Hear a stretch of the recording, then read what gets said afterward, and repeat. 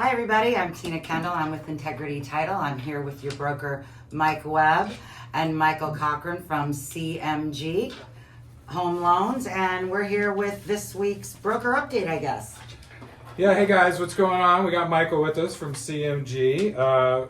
Listen, as as we're unfolding everything that's happening with the changes in our business, we still got to remember we're doing business. That's why we're keeping our industry partners here to keep us updated on what's going on. So today the primary focus is going to be on loans, how we get everybody in the business and what's going on. So Michael, just let's right out of the gate, guy. Hey, and by the way, everybody that's on, we'll take questions at the end. It'll be open, so just hold your questions and we'll get them. So Michael, what's going on? I guess the first question out of the gate, if I was a buyer, I would ask you is, how much can I get a loan for? That's a great question. Before we jump into that, we do have a lunch and learn today. So if you're driving or in the car or close by, and you live close by, come in after this, and we have more to talk about. So we'll dig deeper into what we're talking about today. But how do you get a loan today? That's a great question. It's a lot easier in some aspects and it's more difficult in others. It's definitely about verification. So it's really about how can you do that? How can you navigate this industry? How can you help and prepare your buyers to do it without a lot of pain? And utilizing the technology that's out there is really going to help them. Are you guys doing an app or how are you doing all that? Yeah, so if somebody wanted to apply today, if I got a phone call from an agent said, hey, I have a buyer that wants to get pre-approved, I would recommend that you send them my app and have them do the application online. A lot of buyers want to do it with phone, a lot of buyers want to do it in person. Totally can do that. That's awesome and happy to do that. For efficiency purposes, like they can do it on their phone while they're watching TV. They can do it at night, while they're in bed. That's like a 24/7 thing. Yeah. And upload documents a lot easier that way. So if they go to your app, fill out the application, roughly as somebody that could type a little better than me, I got fat fingers, how long would it take to get some kind of conditional approval or some kind of letter to go shopping? So to do what they need to do, depending on how complicated their situation is, should take them 5 to 15 minutes. So that's a good point, guys. So moving forward with the changes that's coming about, when you're working with buyers, you're going to have to slow down agents. You're going to have to go over. By the way, this will segue into me. We did have a form drop yesterday. We're going to talk about that later. That's not what today's topic is. Your buyer agreements came out yesterday. So as you're working with a buyer and getting the buyer agreement stuff filled out as an agent, that's a good thing to start doing immediately. Yeah. I mean, I know for me, when I was working with buyers and I was out in the field, I didn't go show properties unless you had a pre-qual or a pre-approval, really, is what I wanted. It makes no sense. And that's a tough conversation you have to have with your buyers. But if you're serious about your business, I know as a listing agent, I would show anybody, or as any agent would say, I'd show anybody anything they could afford. Mm-hmm. If they weren't qualified to buy it, it's not fair for your time, number one, and it's not fair to that seller that you're traipsing around somebody to their house that didn't qualify. So if you're not doing that, guys, make sure you are, okay? Your question was, how long does it actually take them to get pre-approved? I think was part of the question. Yeah, it was. And so that's how long it would take them to do the application. Then I'm notified, and usually it takes me a couple hours, a day maximum, if I need more information. So if they do it, say Friday night, and they want to see properties over the weekend, we could probably give them a pre-approval over the weekend, unless they're self-employed and there's a lot of things that we need to review more information. Because as you mentioned, we don't want people out looking at things that they don't qualify for. I think it's really good for buyers agents to kind of guide their buyers, and this is what you're gonna need for your lender to get approved. Have yourself a little checklist. Absolutely. And guys, moving forward too, again, I'm always gonna turn this back to how we adapt this towards the changes that are coming about. This is part of your value proposition that you're going to be having to display to these buyers, because you're gonna be competing now, okay? It may not happen right out of the gate, but buyers are going to get savvy real quick and go, I'm on the hook to pay these people now, or at least potentially pay them if they can't negotiate it from the seller. So this needs to be your value proposition. You need to have relationships with people like your industry partners right here. You really do. You can call Integrity and get some information real quick, like, hey, what would be my standard cost on this if moving forward? So you can come back Absolutely. To your, and with Michael and with Bernardo and all of your industry partners, your inspectors, everybody, but you're going to have to slow your talk track down. So this will lead me to believe to enter into two, guys. You've got to have that buyer's agreement signed before you show any properties. I sat in on a broker town hall yesterday, and the MLS, be sitting down when you hear this. If somebody reports you the MLS to showing a property without a buyer's agreement executed, and the MLS can request that you show them one, and they're going to give you a very short period of time to produce that. If you don't have one, your first fine, no questions asked, will be $500. Your second fine, no questions asked, is going to be $2,500. Wow. Your third issue is a hearing before the board, and you're probably going to be suspended.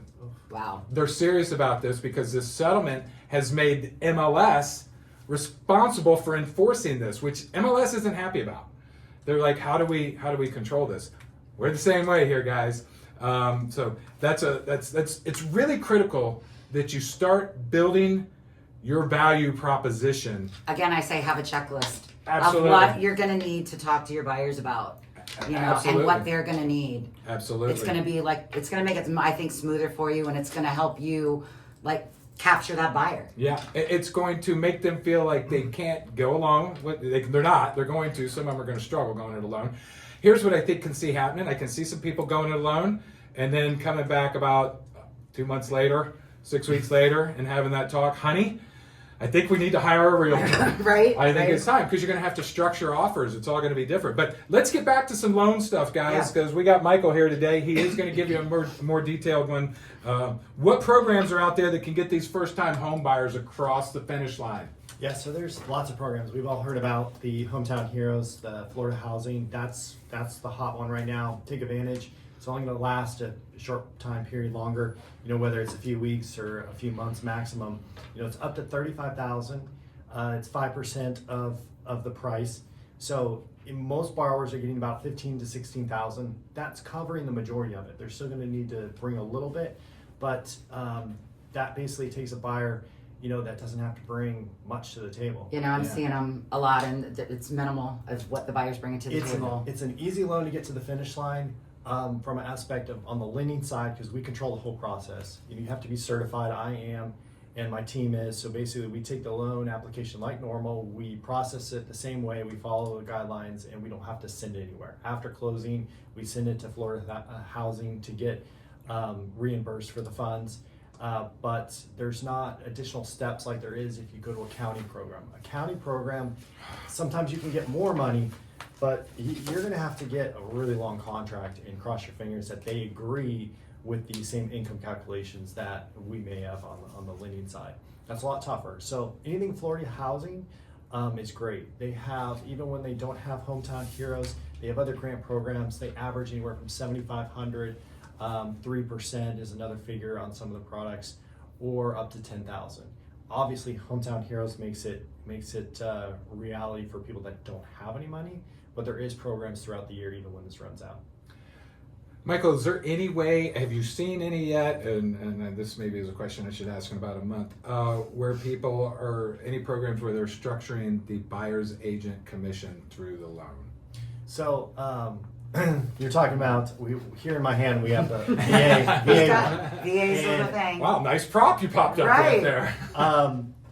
If I may touch on this. Please do. In here, it says that there's basically, I guess, temporary approval for buyers to be able to pay charges.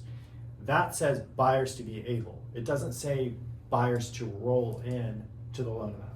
So it's an allowable charge, but the maximum loan amount is still the purchase price, 100% financing. Okay. So the buyer has to bring closing costs on a VA. The buyer has to bring, if there is any variances in the buyer's agreement where they're having to pay part of the commission. Now, on the lending side, we can give credits. And we're happy to do so. Obviously, we don't have an endless pool, but we can contribute. If you can get funds through concessions, that's a way to kind of offset. So if we do a little, they do a little, everybody does a little, then we kind of mitigate some of that. Okay, so do you guys got any updates as to what might be coming down the pike? Is there any industry leaks going on out there, or murmurs about how this might look in 18 months or 12 months? There's no changes as far as the loan amount being able to absorb any of these costs. But your loan officers that have experience are definitely going to tweak some things and move them around. Right. Like there's a way if a buyer doesn't qualify and let's say they're putting 5% down and they have to pay mortgage insurance, where we can split the mortgage insurance and stack it on top and kind of move some things around. But It sounds like magic. yeah, I mean, but there is still capped, so it's not necessarily going to be like a blanket. You can roll it in. It's going to take some restructuring, but we'll certainly get creative to kind of absorb it. Definite changes coming down the pike.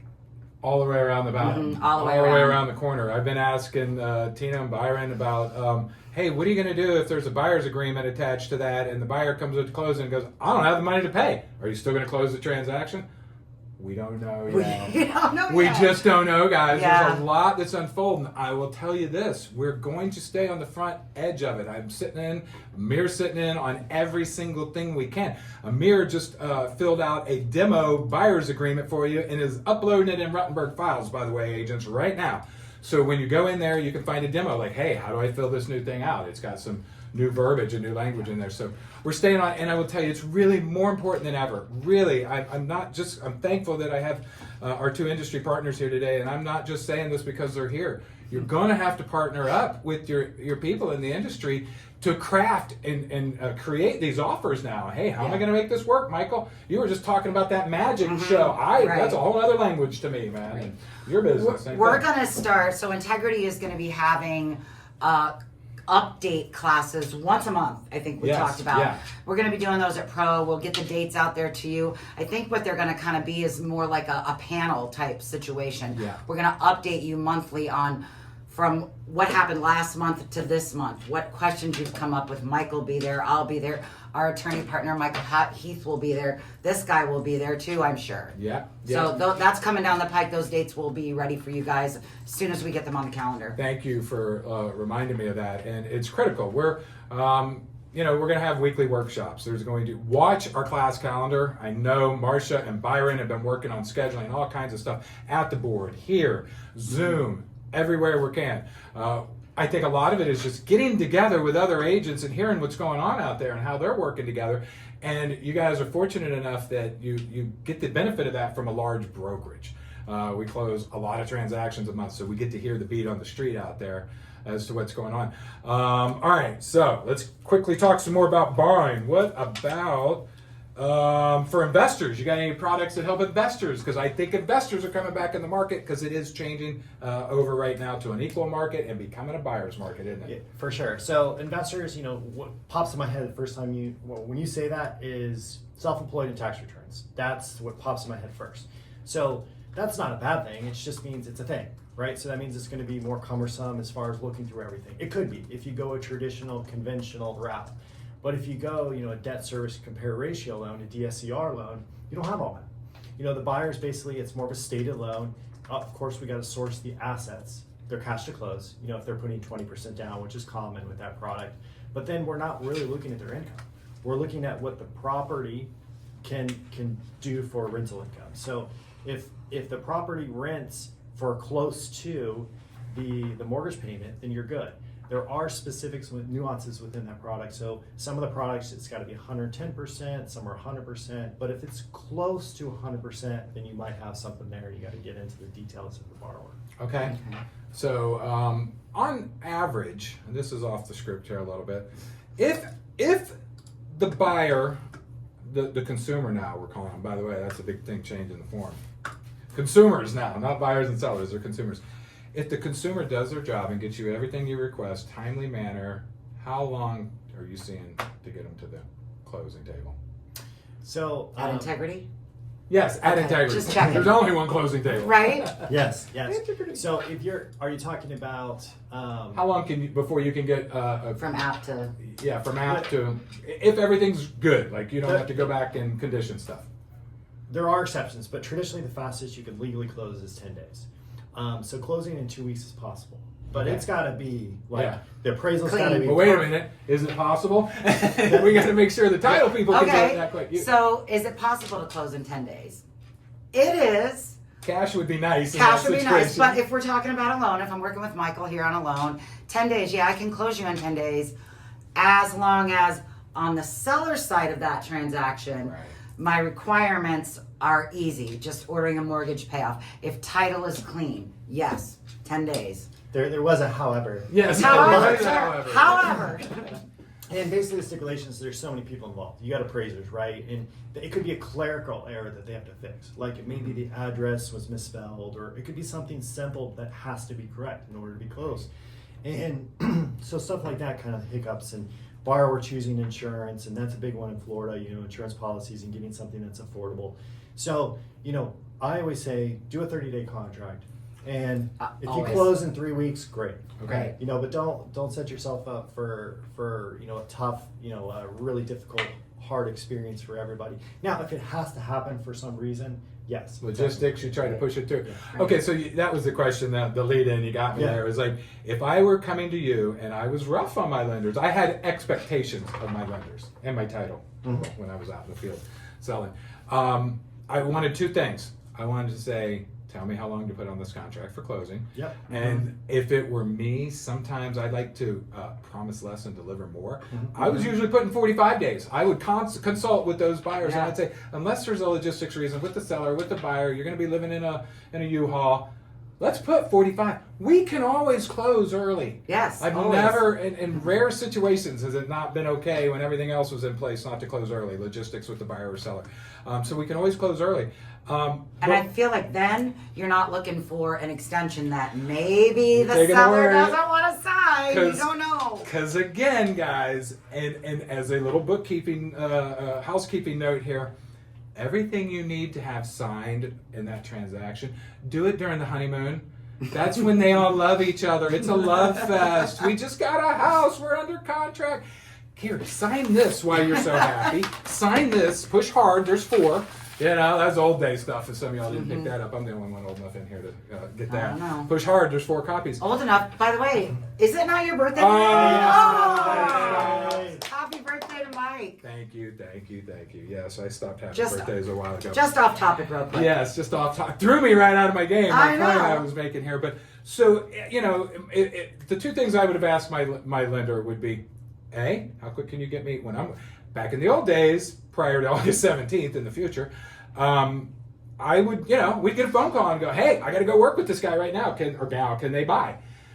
That's going to slow you down a little bit, thankfully. They can do your app. You can get to them on Monday, because I don't think you're going to be running out. Like, I'm sitting out front of 123 Main Street, and Zillow said I should call to you. You're going to have to slow that track down. So 2 things I want to know is from my lenders. And guys, I would ask you to do the same thing to Michael. How quick can you get my pre-call when I need it? And tell me how long to put this deal on close. And then Michael can jump back in and help you structure the offer if it's some of these one-off things, like the different things you have to do, if they're using some different money. So those are the 2 things we really need. Now, I just saw a note up there, the demo buyer's agreement in Rutenberg file. I just spoke to in my ear. I have an earpiece in here, magic. No, I don't really. But Amir said, make sure you tell them it will be up today, not right now. He's working on it literally right now. So when you guys start asking, by the end of today, we will have that in there so you can look. So great news on the loan stuff. What kind of rates are we seeing? Can we talk rates? Is that a dirty conversation? No, we right can now? talk rates. And so this is generalities. So we're not going to do specific APRs and loan amounts and all that stuff. But to give you a range, rates were 8% in the early of this year. And it's continued to track down. We've seen rates go to 7. Just closed a first-time home buyer the other day. They closed at 6.625. You're seeing mid-6s, really. Can you buy it down and get it in the low 6s? If you have really good credit, or if you do a VA or FHA loan, yes, you can see that for sure. So every percent that the rates go down, you think about how many more buyers flood the market can come. So we've seen a trickle down. So you should start to see some activity. And it also comes from us educating buyers that they have improved. So we're trending in the right direction. We're a long way from where we want to be ultimately, but a lot better than we've been.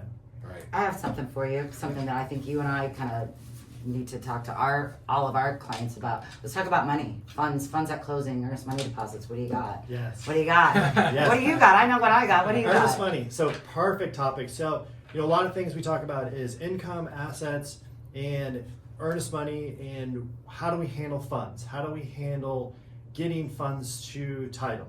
And if there's a gift involved, always wire. My recommendation. Don't do a check from mom to put No. in your account, clear. It's so much paperwork, a paper trail. There's obstacles that can get in the way. Potentially you could have to get into mom's account. You don't want to do that. So Because you have to source it, right? If Correct. it's a gift, especially if it's a gift. Correct. Okay. So anytime you can wire directly to title, it saves all of that. And we just get a gift letter, and title verifies the legitimacy of the funds. Mhm. And from a lending side, that's all we need. What about Yeah. your side? So for us, earnest money deposit, yes. Oh, you can wire it. You can drop us off a check. We're happy to. That way we get to see your face. That's wonderful. So earnest money deposits, yeah, a check or a wire, whatever's most convenient for you. Your funds due at closing, absolutely a wire. It's Okay. basically part of the contract. I believe there's verbiage saying something like you have to have good funds at closing. A wire is good funds. It's Okay. so Okay. wire. Right. You know. All right. All right. I have been heart beating this drum now for 6 months. I think the biggest opportunity out there for some listing agents is what's going on in the condos right now. You can go in and become a hero to the people in that building. Things have changed. So we're not only talking NAR settlement changes here, we all know what happened in Surfside and the changes in condos. There's people that are in these condos that are never going to be able to afford them. The monthly fees are going up. Now they've got these assessments that they're getting hit with. I personally would be all over the 8-story buildings close to the beach, 30 years old. I would go in, I would know everything I could possibly know about that building, and then I would let everybody that lives there, that owns there, know that I'm the expert. And I would start being a hero and saving people that are going to lose them because they bought these, say, 20, 30, 40 years ago on a fixed income or at a certain level, and they can no longer afford that stuff. Different things are happening. Now, do you guys have any loan products? Can you get condos done? I know they're tricky, they're different. It comes down to the master agreement, how many investor-owned properties. There's a lot going on with that, isn't there? Yeah, so if it's a primary residence and you're putting substantial down, 25% is one number that we can use for this conversation. If you're putting 25% down on a primary residence, then you have to do a limited review. So we get very little information from the condo, and we're not digging deep. And that makes it easy to get a condo closed. Now, also, if you can't put 20% down or 25% down on a primary residence, which is a lot of people, then we got to get the association approved. Now, if you take advantage of that, like Mike was saying, and really find a complex that you want to farm, get that association approved. I can help with it. We can do it in advance. We can get it approved through Fannie, Freddie, FHA, VA, whomever we think is the right appropriate direction for the situation. Then you can be a hero and you can market that complex. You can have buyers buying that complex, and there's nothing for preventing us from doing it. What happens is people just don't do it until they have a contract. Right. And we can definitely get condos fully approved. It just depends on the condo itself to whether they check out or not, if we have to do a full approval. Okay, so that is a process that, again, you need to work with people on. I think agents have been so used to kind of going it alone for a long time, and they don't realize that there's resources out there Yeah. and people that want to partner with you because of the symbiotic relationship there. We're going to work with you, and you're going to give us business, and it's all going to work together. And we're all right here in this building. That's right. We are. All right here. You can get a hold of all of us at any given time. So, all right. What else you got, Mike? You got anything else you want to touch on here? Yeah, a little bit more on the condos. So Good. if there's 5 condos that your buyer's looking at, you can send the list of those condos and we can see if any of those are approved. Or you could give us an area that they're looking and see what's approved, and we can share that with you. So you don't have to go at it blindly. Also, we can look at some condos were approved, it's just expired, and we can see if it was not renewed for an issue, if there's any information, or just they never updated it because someone never took action. So we can dive into associations and see the likelihood of potentially getting approval, so you're not, again, going at it blindly.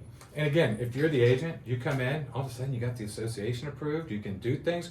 Who's going to be the expert in there? And they're going to come to you. Mm-hmm. And, it just makes sense, guys. I don't know that a lot of you have jumped on it yet, but we saw inventory go up in townhomes and condos, and now we see prices really starting to fall in condos. Guys, I don't get too upset about pricing falling because you know why? That means transactions start.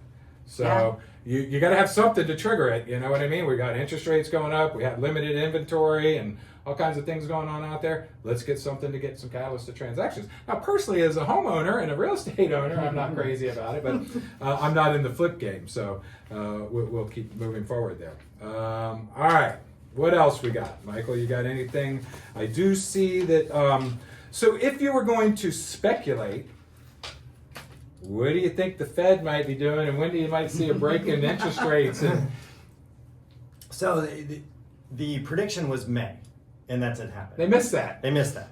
And the Oops. closer we get to the election, of course, there's supposed to be separation, at the top of the house. But I believe the closer we get to election, that could delay it until after. But who knows? Right. We have seen a downward trend recently, which is good, especially since the beginning of the year. So I think we're going to go, if anything, in a favorable direction. I just don't know if we're going to see anything drastic until This year, until after election. after the election, okay. But at least we're not going the other We're not going the other Yeah. way. Well, you know what? If prices, which by the way, the study just came out, 2 of the top 3 metro markets in the country with price drops is Tampa and Jacksonville. So Florida heated up, a lot, and it only makes sense. It goes up. It's going to be the first to come back down. Gravity is a real thing out there. So. So when prices are dropping, that's kind of like interest rates dropping a little bit, our affordability is anyways. So I think those are good things. All right. What else you got? You want to close up with anything? You're going to wrap it up? We want to get everybody out of here? We will. Tina's going to give you guys a title tip. A little title tip, Yeah. Yep, we'd like to just throw out a title tip every time we're in here to see you guys. So today I've got one for listing agents for your sellers. If your sellers hold title in a trust, they must have a trust bank account because we have to pay who is in title on the property.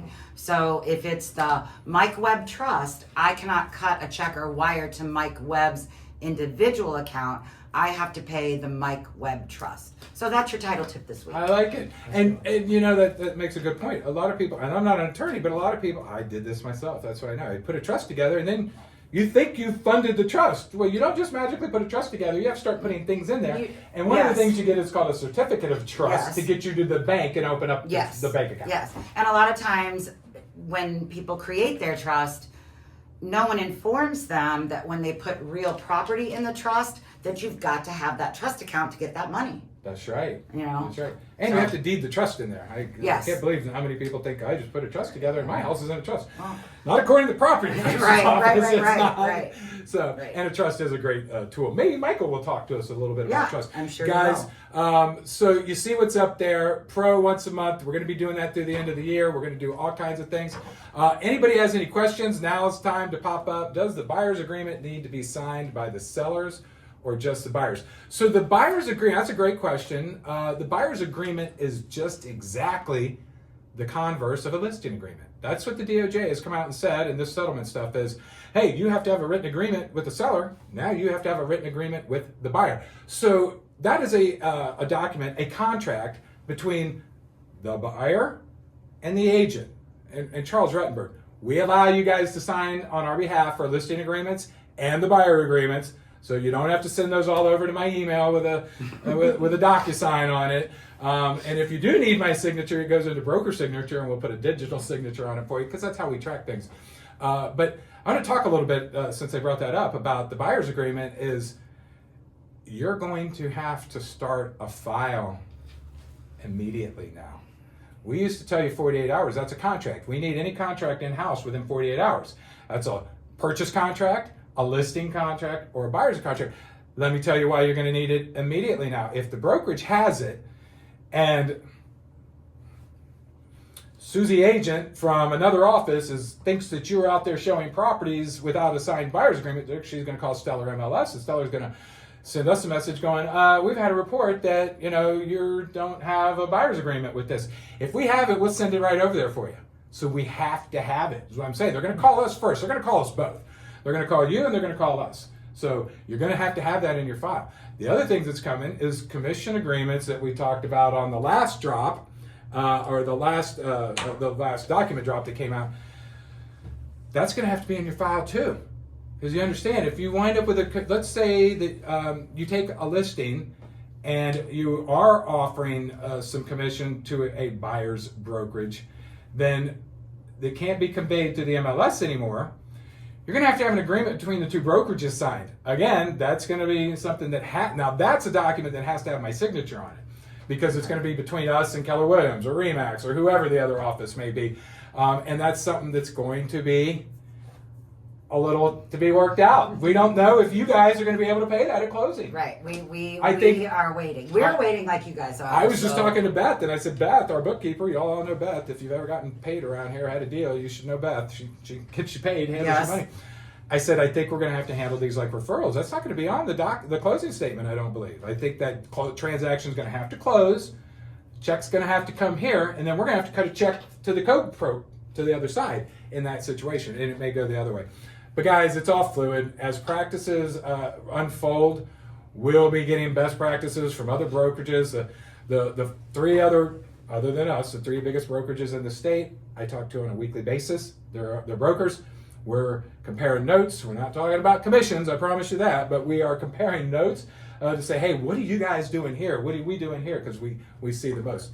If having an open house and buyers come in, how do you handle a buyer's broker agreement? Karen, that is another great question that there has been a lot of back and forth on.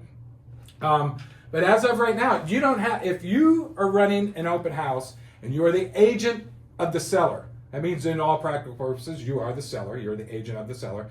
You can open your house up to anybody. You do not have to have a buyer's broker agreement in place to run an open house. So if you are running an open house for your listing and 400 buyers walk through the door, I hope they do, you don't have to have a buyer's agreement with them. Now, let's say, because most people are running an open house to get buyers, we all know, very rarely do you sell the house on an open house, but what you do is get more leads. The moment you take one of those buyers from your open house and convert them into go seeing another property, yes, you have to have a buyer's agreement. That makes sense? Was I clear on that? Yeah. You guys all So open understand? house is just still an Open house is Still good. an open house. Yeah. Come get a cookie. Come get some cookies and Right. yep. Okay. Get your sign that says CMG and Integrity Title on it too. I'm sure they have some incentives for you to do that. All right. What were you saying? Some condos owner wouldn't be able to afford anymore. All right. Well, the association fees, the condo maintenance fees are going through the roof. Everything They I've are. seen. They Through the are. roof. A lot of it has to do, I think, with the insurance policies, Yeah. with the master policy for the association.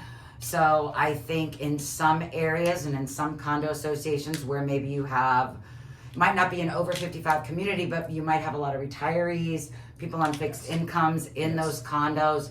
I think that's kind of where Mike was going with that. It was. Maybe they've got to kind of make another choice now. Maybe Yeah. they need to sell. That fixed income doesn't allow them to stay in this condo Right. where their monthly fee is just going like this. Right. Good point.